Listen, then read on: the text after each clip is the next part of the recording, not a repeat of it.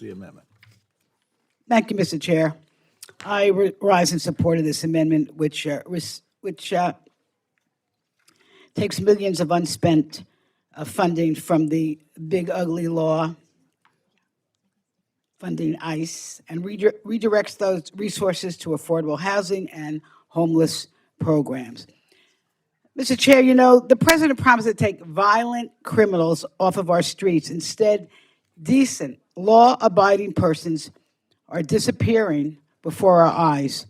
We are witnessing an immigration policy that is, in its current form, is an abomination.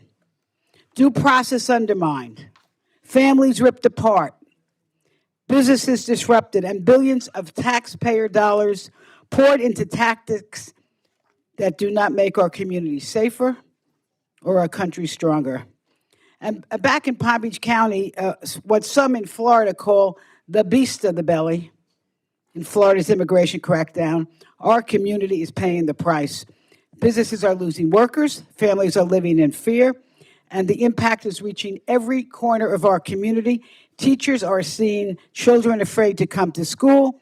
Health providers are seeing families miss appointments. Neighbors who have been part of our communities for years are suddenly afraid to go to work, go to church, or simply about their daily lives. And the stories we hear should concern every member of this committee. Florida has turned highway patrol officers and local enforcement into extensions of ICE, and the results have been devastating. Some examples. A longtime resident and mother of four was stopped in her car, taken by ICE in front of her children, ripped out of the car. And as they cried and begged the agents not to take her mom away because their father had already been detained. In an instant, 4 children were left without either parent, forcing a teen to take care of her younger brothers and sisters. Another example, a restaurant manager who lived in our community for over 30 years, created jobs, paid taxes, driving to pick up his supplies one day, stopped, detained, and sent to our Alligator Everglades detention facility, a place that has become a national symbol for this administration's cruel and extreme approach to immigration enforcement.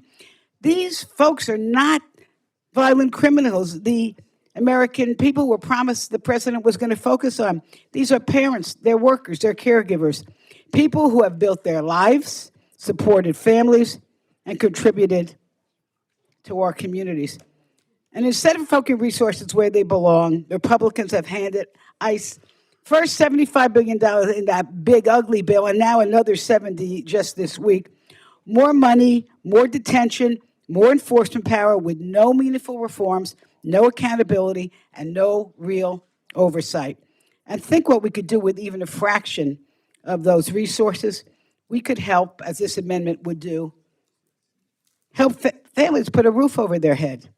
We could reduce homelessness.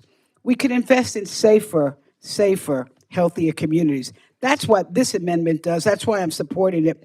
It says our taxpayer dollars should reflect our values, protecting communities, supporting families, investing in people, not in the current abomination known as ICE.